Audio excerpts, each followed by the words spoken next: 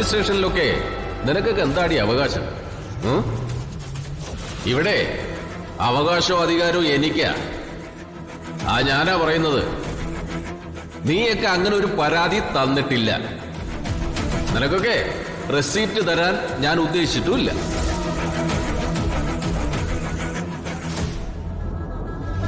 ഇറങ്ങടി പുറത്ത്. ഇറങ്ങാനല്ലടി പറഞ്ഞത്. പറ്റില്ല സർ, തന്ന പരാതിയുടെ റെസിപ്റ്റ് കിട്ടാതെ ഞങ്ങൾ ഇവിടെ ഇറങ്ങില്ല. ഇറങ്ങാനല്ലടി പറഞ്ഞത്.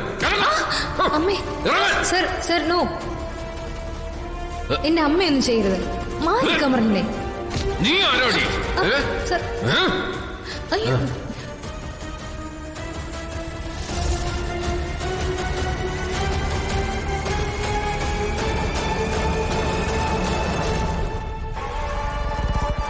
എന്തായാലും വരുണമോൾ അവരെ സഹായിക്കാൻ തീരുമാനിച്ച നന്നായി. സമൂഹത്തിൽ ഒരുപാട് സ്ത്രീകൾ ഇത്തരം ചൂഷണങ്ങൾ അനുഭവിക്കുന്നുണ്ട്. അവർക്ക് പലപ്പോഴും ചോദിക്കാനോ പറയാനോ ആരും കാണില്ല. അത് തന്നെയാ അവരെ ദ്രോഹിക്കുന്നവരുടെ ധൈര്യവും.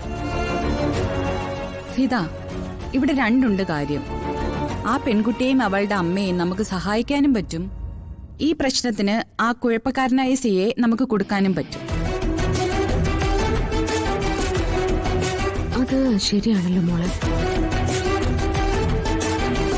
നിന്നെയും വരുണിനെയും നിങ്ങളുടെ മുത്തശ്ശിയെയും ഇത്രമാത്രം ബുദ്ധിമുട്ടിച്ച ഒരാളെ ഒരു കണക്ക് പറയിപ്പിക്കുന്ന അവസ്ഥയിൽ നമ്മുടെ കൺമുമ്പിൽ കിട്ടുക എന്ന് പറഞ്ഞാൽ അതെന്തായാലും ചെറിയ കാര്യമല്ലല്ലോ. ഇക്കാര്യത്തിൽ ഇടപെട്ട് തുടങ്ങിയപ്പോ വരുണ എന്നോട് പറഞ്ഞത് തന്നെയാണ്. അയാൾ ഇനി അങ്ങനെ വിടാൻ പറ്റില്ല മാഡം. അയാളെ ഒരു പാഠം പഠിപ്പിക്കണം. മനുഷ്യരുടെ സങ്കടത്തിന്റെ വില എന്താന്ന് അയാൾക്ക് മനസ്സിലാക്കി കൊടുക്കണം. അത്തരക്കാരെ പഠിപ്പിക്കാനൊക്കെ പോകുന്നത് വെറുതെ. അവര് പ്രത്യേകിച്ച് ഒന്നും പഠിക്കാൻ പോകുന്നില്ല. പിന്നെ അയാളോട് കൃത്യമായിട്ട് പകരം വീട്ടുകയാണെങ്കിൽ ഒളിഞ്ഞിരിക്കുന്ന ചില ശത്രുക്കൾ കൂടി ഒന്ന് പേടിക്കും. അതുകൊണ്ട് അയാളെ വെറുതെ വിടണ്ട. മോളെ രാധികെ, ഈ അവസരം ഭഗവാൻ കൃഷ്ണനായിട്ട് നിനക്ക് തന്നതാണെങ്കിലോ വിട്ടുകളയാൻ പാടുണ്ടോ? ഇല്ല മാഡം.